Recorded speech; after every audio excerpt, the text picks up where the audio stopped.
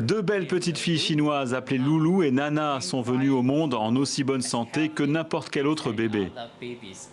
Pas de conférence de presse ni d'article dans une revue scientifique. C'est via YouTube que le chercheur He Jiankui a annoncé la nouvelle, celle de la naissance de jumelles génétiquement modifiées. Loulou et Nana nées d'une fécondation in vitro. Seulement, leur embryon a été modifié par ce qu'il appelle une chirurgie génétique. Juste après avoir injecté le sperme du mari dans l'ovule, nous avons aussi injecté un peu de protéines et des instructions pour une chirurgie génétique, afin de bloquer le point d'entrée par lequel le VIH infecte les gens.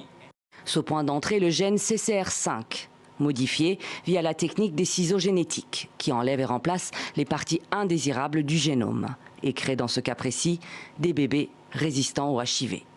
Depuis son annonce dimanche, cette première médicale autoproclamée fait scandale, y compris en Chine, où 122 scientifiques fustigent la folie de Jiankui.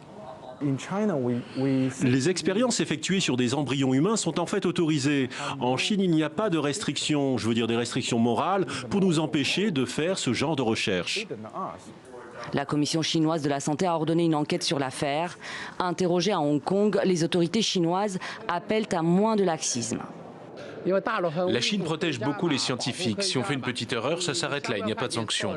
Je suggère donc qu'à l'avenir, il y ait une punition, peu importe la réputation du scientifique.